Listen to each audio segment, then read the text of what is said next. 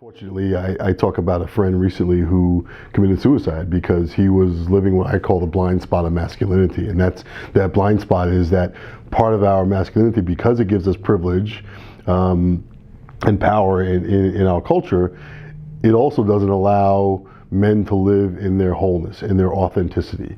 And so many young men especially, who are still coming of age, coming into themselves, and that means that they're learning that they are sensitive, or learning that they're creative, or learning that they have interests that extend way beyond the narrowness of how masculinity is defined. And they struggle with that. And young men who are having as I say, having their humanity beat out of them. They're sensitive, caring, loving, and they're being told that's not what being a man is. We may do that in relationships with women and with our mothers and with intimate partners.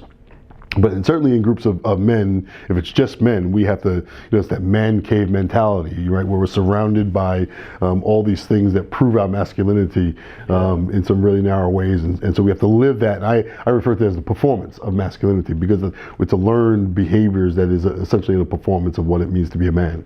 I always say that we don't raise boys to be men. We raise boys not to be women or gay men, right? So we're always telling boys, don't be this and don't be that. There's a lot of don'ts, which is where I pretty much came up with that concept. But how does that look for if you're a boy? And that's why I asked, what was the worst insult you ever heard as a little boy? It was what not to be, and it was anything in relation to a girl. You run like a girl, you throw like a girl. That's where that title, you throw like a girl, comes from. And it also happens in a place and time when we think we're saying it to encourage the best of boys. And we think we're saying it as a positive thing. We think we're saying it as, and when we tell a boy, be a man.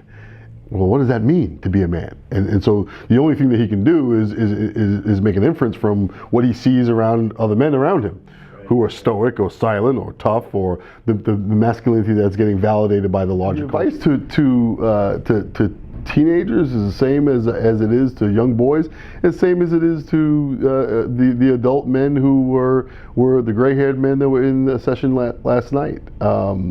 It's to allow each other to live in our wholeness, to encourage and allow men to live in their wholeness and live beyond that narrowness of masculinity, and giving each other permission to do so. And part of that is being comfortable with an uncomfortable conversation. And the uncomfortable conversation is that as men, we are all vulnerable and sensitive and empathetic and loving and caring, and it's hard for men to even say those things out loud, identify with those things. That we as a society struggle with two conversations, that everything that we're talking about is not just about the conversation around masculinity, but the impetus for that conversation is the issue of sexual violence in our society. And we are a culture that, at least we're awake to the fact that sexual violence exists and we want to do something about it, but not enough that we want to have a conversation about sex. And we are a culture that wants to address sexual violence but does not want to talk about sex. And that is one of the most perplexing dilemmas of this work, is that we are still not comfortable as a society talking about sex, and yet we only talk about the bad stuff. We only talk about the worst case scenario, where it's not actually sex. When you talk about rape and sexual assault, that's not sex. That's rape and sexual assault, right? That's an assault. And so we're not comfortable talking about the beautiful, loving, warm sex, right? The fun sex, the good sex. We can't even talk about that.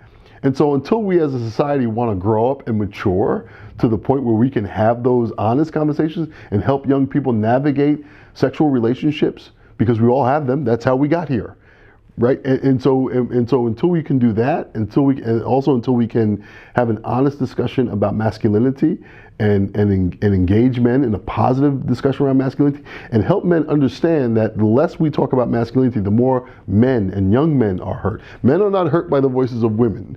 Men are hurt by the silence of other men.